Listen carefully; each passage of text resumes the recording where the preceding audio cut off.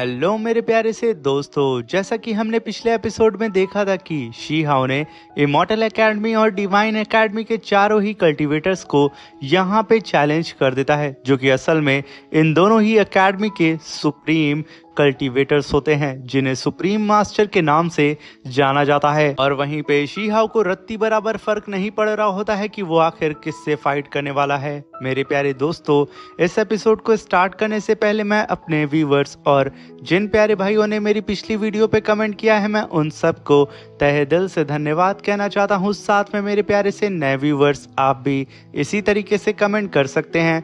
मैं आपके कमेंट का स्क्रीनशॉट लेके अपनी नेक्स्ट वीडियो में उसे शो ज़रूर करूंगा। साथ में मेरे प्यारे से दोस्तों, चैनल पे अगर नए आए हैं तो प्लीज़ चैनल को लाइक शेयर सब्सक्राइब करके हमें सपोर्ट करें।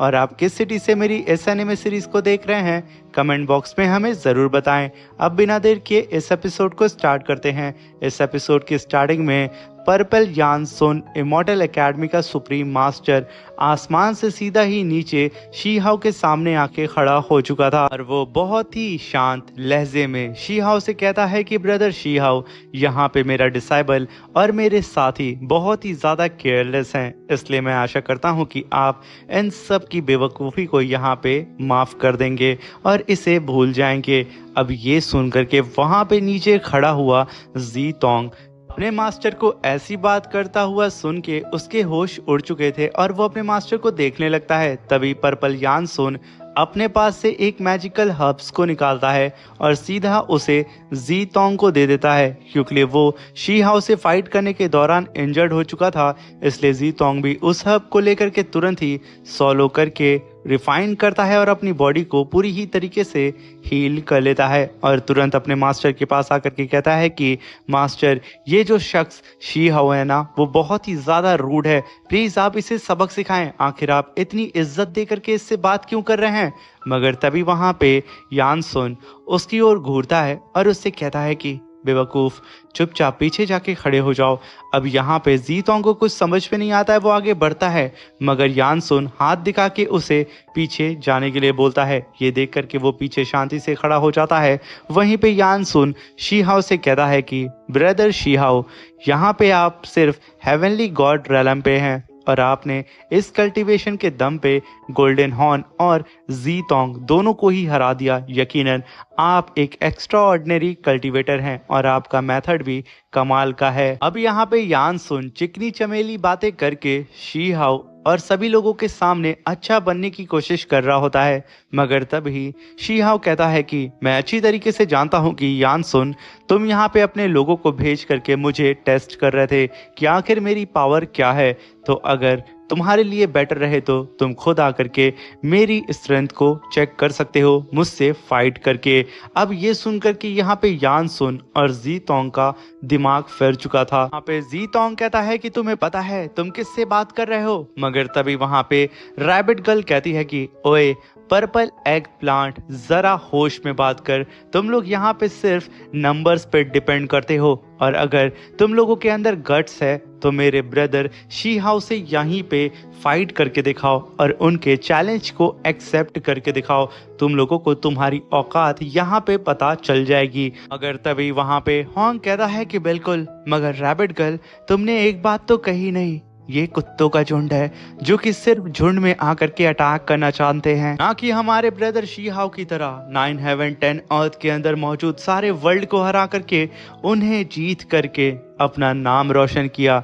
मुझे तो लगता है तब तो इन सभी बेवकूफ़ों का नाम ही आसपास कहीं मौजूद भी नहीं होगा, तो आखिर ये लोग क्या घंटा लड़ेंगे। यहाँ पे हॉन्ग की बात को सुन करके जी तोंग भड़क जाता है और वो सीधा ही आगे बढ़ते हुए कहता है कि क्या तुम लोगों को पता है मेरे मास्टर ने पर्पल क्यूआई इमॉर्टल सीड को कल्टीवेट किया है और उसे अपनी बॉडी से फ्यूज किया है और उनके मुकाबले का सिर्फ एक कल्टीवेटर है जो कि हमारे ही एकेडमी से बिलोंग करते हैं, लिटिल हेवनली किंग। तो तुम लोग यहाँ पे कह रहे हो कि तुम्हारा ब्रदर शी हाउ ने पास्ट में बहुत से झंडे गाड़े हैं, मगर उसने अभी तक कोई भी इमॉर्टल सीड से फ्यूज नहीं हुआ है। अगर होता तो ये बात हमें पता चलती ना।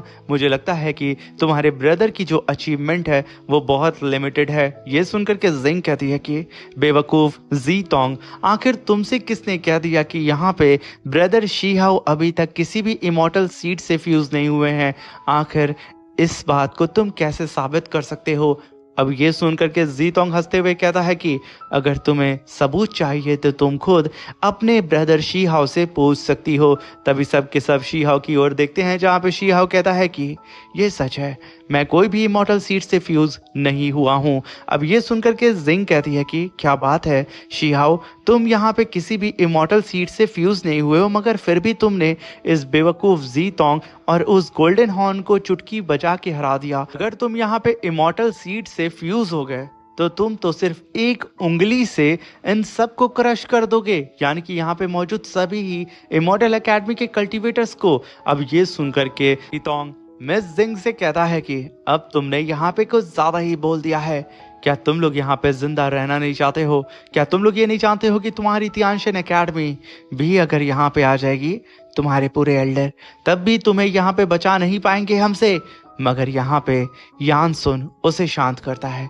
वहाँ पे शीहाओ से कहता है कि शीहाओ, मैंने सुना है कि तुमने 9 हेड बुल और साथ में वू ताई हमारे इमॉर्टल एकेडमी के हेवेनली गॉड रेलम के कल्टीवेटर्स को हरा दिया था, और तुमने वू ताई से उसके लिटिल हेवेनली किंग आर्मर को भी छीन लिया था। इनफैक्ट तुमने लिटिल हेवेनली किंग को भी यानशन एकेडमी के अंदर ही चैलेंज कर दिया था। तुम्हें पता है ये लोग मेरे काफी ज्यादा करीबी हैं, और जब मैं अपनी कल्टीवेशन से बाहर निकला तब ये सब कुछ मैंने सुना था। और मैंने ये भी सुना है कि तुम body as a seed path पे चल रहे हो, जिस पाथ का कोई ठिकाना ही नहीं है। इसके अंत में तुम्हें मरना ही होगा, यही तो तुम्हारी नियति है। मगर यहाँ पे अगर तुम चाहते हो मुझसे लड़ना, तो यकीनन मैं यहाँ पे तुम्हारी आखिरी विश को तो जरूर पूरा करूंगा। कम से कम मरने से पहले तुम एक अच्छे बैटल का आनंद तो ले लो कि आखिर एक कल्टीवेटर जो कि इमॉर्टल सीड से फ्यूज हो चुका है, उसकी पावर क्या है। अब ये सुनकर के शीहाओ कहता है कि यकीनन मैं भला पीछे कहाँ हट रहा हूँ, मुझे तुम्हारा चैलेंज यहाँ पे मंजूर है। अब ये सुनकर के यानसुन कहता है तो ठीक है, अगर मैं यहाँ पे अपनी फुल पावर से लड़ूंगा तो लोग कहेंगे कि एक पावरफुल कल्टीवेटर एक छोटी सी चींटी को बुली कर रहा है, इसलिए मैं अपनी पावर को सप्रेस करके हेवेनली गॉड रेलम पे लेकर के आ रहा हूँ, और साथ में मैं अपनी इमॉर्टल सीड की पावर का इस्तेमाल नहीं करने वाला हूँ। तो क्या तुम यहाँ पे तैयार हो शीहाओ मुझसे फाइट करने के लिए? आज शीहाओ मैं तुम्हें ट्रू परफेक्ट दाओ की पावर को दिखाने वाला हूँ। क्या आखिर कल्टीवेटर जब दाओ रेलम पे पहुंच जाता है तो उसकी अंडरस्टैंडिंग कितनी ज्यादा बढ़ जाती है। वो भले ही अपनी पावर को सप्रेस क्यों ना कर दे, तब भी तुम उसका मुकाबला नहीं कर पाओगे। वहीं पे हम मू शैन को देखते हैं, जो कि शीहाओ के मेंशन के अंदर कल्टीवेशन कर रहा था। वो यहाँ पे शीहाओ को सेंस कर लेता है और कहता है कि मुझे यहाँ पे आभास क्यों हो रहा है कि कोई बेवकूफ मेरी ही तरह एरोगेंट बन करके मेरे मास्टर को चैलेंज कर रहा है। चल के तो मुझे ये देखना पड़ेगा आखिर वो बेवकूफ कौन है जो कि मेरे मास्टर से यहाँ पे पिटने वाला है। ये कह करके मू शैन तुरंत उस मेंशन से उड़ते हुए शीहाओ की डायरेक्शन की ओर बहुत ही तेजी से आने लगता है। तभी हम वहां पे सारे इमॉर्टल एकेडमी के कल्टीवेटर्स को देखते हैं, जो कि अपने हेवेनली लॉर्ड यानी कि यानसुन को देख करके कहते हैं कि हमारे लॉर्ड तो इस शीहाओ की तो यहाँ पे चटनी बना देंगे, और आज हमें यहाँ पे दाओ रेलम की पावर को इतने करीब से देखने का मौका भी मिलने वाला है।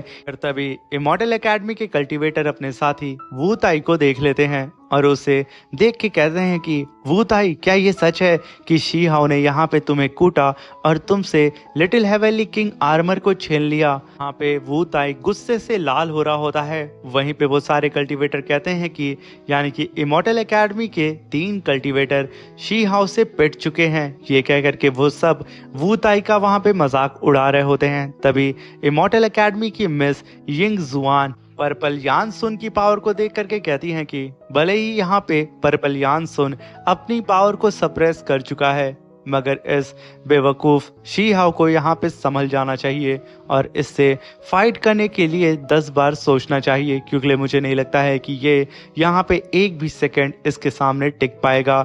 वहीं पे हम शू दाओ को देखते हैं जो कि शी हाओ की ओर देखते हुए कहता है कि यंग सुप्रीम जनरेशन के जितने भी कल्टीवेटर इस यान सुन के लेवल के थे, यान सुन ने उन सब से फाइट की है और उन सब से मरते दम तक उनसे लड़ता रहा जब तक यान सुन उन्हें हरा नहीं दिया। तो मुझे नहीं लगता है कि एक हेवनली गॉड रैलम का कल्टीवेटर यहाँ पे कुछ और कर पाएगा। सब के सब यहाँ पे शी हाओ को ही सुनाए जा रहे होते हैं और उसे इनडायरेक्टली पीछे हटने का निर्देश दे रहे होते हैं, मगर यहाँ पे शी हाओ शांति से उन सभी की बकवास को सुन करके हंस रहा होता है। मगर तभी हम वहाँ पे डिवाइन एकेडमी के दूसरे कल्टीवेटर यू दाओ को देखते हैं जिसके बगल से एक रेड ऑरा अपीयर होता है और वो सडन गायब होकर के यू दाओ से कहता है कि तुम्हें भी आगे बढ़ के यहाँ पे एक्शन लेना चाहिए और इस शी हाओ को कूटना चाहिए।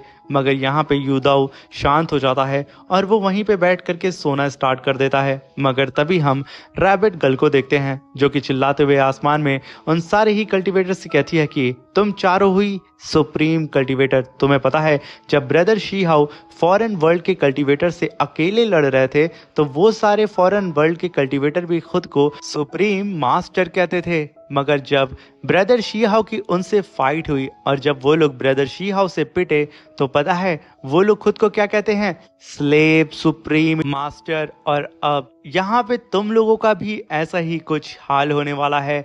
अब मैं भी देखती हूँ कि आखिर तुम लोगों के अंदर कितना गट्स है मेरे ब्रदर शी हाओ से फाइट करने का। हिम्मत है तो आगे बढ़ो, अपनी पावर को रिलीज करो और आ करके ब्रदर शी हाओ की पावर का मजा चख लो। मगर तभी वहाँ पे लिंग शी हाओ से कहता है कि ब्रदर शी हाओ जब कोई कल्टीवेटर इमॉर्टल सीड से फ्यूज हो जाता है और उसका दाओ रैलम भी उसके साथ मर्ज हो जाता है तो उसकी पूरी पावर इवॉल्व हो जाती है, इसलिए ब्रदर शी हाओ जरा आप सावधान रहिएगा। तभी वहां पे शी हाओ उसकी ओर देखता है और मुस्कुराता है और उससे वहां पे कुछ भी नहीं कहता है। ये देख करके लिंग एकदम कंफ्यूज हो चुका था। वहीं पे शी हाओ उड़ते हुए सीधा ही आसमान में पर्पल यान सुन के करीब चला जाता है। अब ये देख करके सारे ही कल्टीवेटर इमॉर्टल एकेडमी और डिवाइन एकेडमी के कल्टीवेटर हंसने लगते हैं, मगर यहाँ पे यान सुन एक जाइंट से पर्पल मून को समन कर लेता है और शी हाओ से कहता है कि बच्चे तुमने बहुत बड़ी गलती कर दी यहाँ पे मेरे सामने आकर के मुझसे फाइट करने की। मगर शी हाओ को यहाँ पे घंटा भी कोई फर्क नहीं पड़ रहा होता है, वो उसके सामने खड़ा होता है। तभी वहाँ पे पर्पल यान सुन अपने ठीक पीछे एक पोर्टल को अपीयर करता है और वहाँ पे एक जाइंट से पर्पल मून पाम अटैक को समन करता है जो कि असल में उसी पोर्टल के अंदर से बाहर निकलता है, जो कि बहुत ही तेजी से अब शी हाओ के ऊपर अटैक करने के लिए बढ़ रहा होता है। अब ये देख करके शी हाओ मुस्कुराते हुए कहता है कि क्या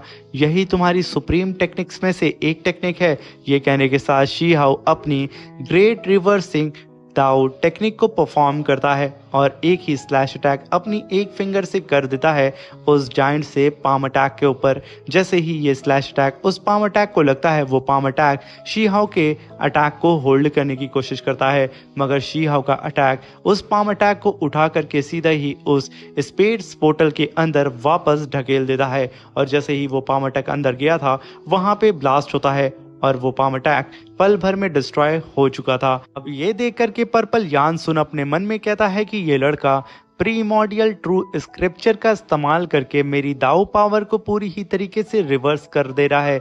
यकीनन इसके पास जो मेथड है वो बहुत ही ज़्यादा मिस्टीरियस है। ये कल्टीवेटर बहुत ही ज़्यादा एक्सीलेंट कल्टीवेटर है। वही वहाँ पे पर्पल यान सुन शी हाओ से कहता है कि शी हाओ मैं यहाँ पे तुमसे एक्सपेक्ट कर रहा हूँ कि तुम मुझे एक अच्छी टक्कर दोगे और अगर तुमने मुझे गलती से भी डिसअपॉइंट किया तो याद रखना मैं तुम्हें नहीं छोड़ने वाला हूँ। ये सुनकर के शी हाओ वहाँ पे मुस्कुराते हुए कहता है कि आगे बढ़ो, मैं कहाँ पे पीछे हट रहा हूँ। अब ये सुनकर के पर्पल यान सुन अपने मन में मुस्कुराते हुए सीधा अपनी पावर को रिलीज करता है और अपने जाइंट से पर्पल मून से काफी पावरफुल ग्रेविटी प्रेशर नीचे मौजूद सारे ही कल्टीवेटर्स के ऊपर लगाना शुरू कर देता है, जिसकी वजह से सबकी हालत खराब होने लगती है और सब के सब यहाँ पे सप्रेस होने लगते हैं। मगर शी हाओ अभी भी एकदम शांति से खड़ा होता है और वहाँ पे पर्पल यानसुन अपने मून की पावर से उन सब के ऊपर ग्रेविटी प्रेशर को बढ़ाया जा रहा होता है। तभी ये देख करके डिवाइन एकेडमी का शूदाओ कहता है कि जब कोई कल्टीवेटर परफेक्ट इमॉर्टल सीड से पूरी ही तरीके से फ्यूज हो जाता है तो उसका हर एक attack great Dao of heaven and earth की पावर को अपने आप ही एब्जॉर्ब करके उसकी स्ट्रेंथ को बहुत ही तेजी से बूस्ट कर देता है, जिसे होल्ड कर पाना एक हेवनली गॉड रैलम के कल्टीवेटर की बस की बात नहीं है। इसलिए शी हाओ तुम्हारे पास इस मेथड का कोई भी तोड़ नहीं है, तुम इस फाइट को यहाँ पे हार चुके हो। इसलिए ब्रदर यान सुन के सामने तुम नील डाउन होकर के माफी मांग लो। ये सुन करके जी तोंग हंसते हुए कहता है कि शी हाओ के बच्चे, आज तेरी यहाँ पे खैर नहीं है। मेरे मास्टर तुझे यहाँ पे सप्रेस कर देंगे और हम सब तुझे अपने घुटनों के बल बैठा के तेरी औकात दिखाएंगे। अब यहाँ पे वो इतनी बकवास कर ही रहा था, तभी वहाँ पे रैबिट गर्ल का यूनिकॉर्न बीस्ट जो कि रैबिट गर्ल के हाथ से छूट करके सीधा ही उड़ते हुए अपने सर से जी तोंग की खोपड़ी को वहीं पे फोड़ देता है और उसे सीधा जमीन पे पटक देता है। यहाँ पे बेचारा वो कुछ और समझ पाया था, तब तक वहाँ पे मू शैन की भी एंट्री हो चुकी थी और इतने दिन के बाद वो अपने मास्टर के ऐसी पावर को देख करके दंग हो चुका था और वो अपनी आंखें फाड़ फाड़ के शी हाओ को देख रहा होता है। मगर तभी वू ताई चिल्लाते हुए कहता है कि शी हाओ के बच्चे, आज तेरा मरना यहाँ पे तय है। तू तो आज पूरी ही तरीके से यहाँ पे खत्म हो जाएगा। तुझे आज यहाँ पे कोई भी बचा नहीं पाएगा। भले ही यहाँ पे तियानशेन एकेडमी के एल्डर्स क्यों ना आ जाएं, आज तो तू सप्रेस होकर के रहेगा। तेरी औकात हम सब तुझे दिखा के रहेंगे। अब इतनी बकवास को सुन करके शी हाओ भड़क जाता है और वो अपनी गोल्डन थंडर को रिलीज करता है, जो कि हम उसकी आंखों में साफ साफ देख रहे होते हैं। तभी शी हाओ वहां पे बहुत ही तेजी से उड़ते हुए उस जायंट से पर्पल मून की तरफ बढ़ता है और अपनी थंडर को उस मून के चारों ही तरफ फैलाने लगता है। ये सब कुछ शी हाओ ने फ्यू सेकेंड्स के अंदर किया था। यहाँ पे सारे ही कल्टीवेटर अपनी पलकें झुका ही नहीं पाते हैं, उनकी पलकें खुली होती हैं। कुछ लोग एक जगह स्थिर होकर अपनी गर्दन को धीरे धीरे करके मूव कर रहे होते हैं और उधर वो यूनिकॉर्न बीस्ट रैबिट गर्ल की गोदी में जा रहा होता है। सब कुछ हवा में रुक चुका था, मगर सडन 1 सेकंड के बाद वहां पे एक धमाका होता है और पर्पल यानसुन का जो जाइंट मून अटैक था वो यहाँ पे डिस्ट्रॉय हो चुका था और उस मून के मिड में खड़ा होता है शी हाओ, जो कि सारे ही इमॉर्टल एकेडमी के कल्टीवेटर से कहता है कि तुम लोग लात खाए बिना कभी भी सुधरने वाले नहीं हो। तुम लोगों की आदत है मुझसे पिटने की, तो आखिर मैं तुम लोगों को कूटे बिना कैसे शांत बैठ सकता हूँ। यहाँ पे शी हाओ का सीधा इशारा वू ताई की तरफ होता है। शी हाओ टेलीपोर्ट होकर के सीधा वू ताई के करीब जाता है। वू ताई यहाँ पे कुछ और समझ पाता तब तक शी हाओ खींच करके एक लात वू ताई के बेली में दे मारता है। वू ताई के मुंह से खून निकलता है और शी हाओ उसे उठा के चट्टान के बीच में उसे वहां पे धंसा देता है और एक धमाके के साथ पूरी चट्टान भी उसके ऊपर गिर चुकी थी। तभी शी हाओ उड़ते हुए सीधा ही यानसुन के करीब आके खड़ा हो चुका था, जिसे देख करके पर्पल यानसुन अपने मन में कहता है कि मैंने इस शी हाओ को अंडरस्टिमेट करके बहुत बड़ी गलती कर दी। तभी वहां पे पर्पल यानसुन कहता है कि शी हाओ, यहाँ पे मैंने तुमसे फाइट करने के दौरान मैं एग्री किया था कि मैं हेवनली गॉड रैलम पे अपनी पावर को सप्रेस कर दूंगा और तुमसे इस रैलम पे आकर के फाइट करूंगा और इमॉर्टल सीड की पावर को मैं इस्तेमाल नहीं करूंगा। मगर शी हाओ, मैंने इमॉर्टल सीड की पावर को इस्तेमाल करने से मना किया था। कहने के साथ वो अपने जाइंट से मून की पावर को अपने राइट हैंड के अंदर इकट्ठा करने लगता है और शी हाओ से कहता है कि मैं इमॉर्टल सीड की पावर का तो इस्तेमाल नहीं करूंगा, मगर इमॉर्टल सीड की वजह से जितनी भी मेरी पावरफुल टेक्निक में चेंजेस आए हैं मैं उसका तो इस्तेमाल कर ही सकता हूं। और आज मैं तुम्हें शी हाओ एहसास कराने वाला हूं कि आखिर हम दोनों के बीच में हेवन और अर्थ के डिस्टेंस के बराबर का गैप है। ये कहने के साथ वो अपनी purple true phoenix treasure technique को परफॉर्म करता है, जहां पे एक जाइंट सी पर्पल फिनिक्स आसमान में अपीयर हो चुकी थी। वहीं पे शी हाओ भी अपनी थंडर पावर को रिलीज करता है। इसी के साथ मेरे प्यारे से दोस्तों, ये शानदार सा एपिसोड यहाँ पे खत्म होता है। Thank you for watching, bye bye, love you all.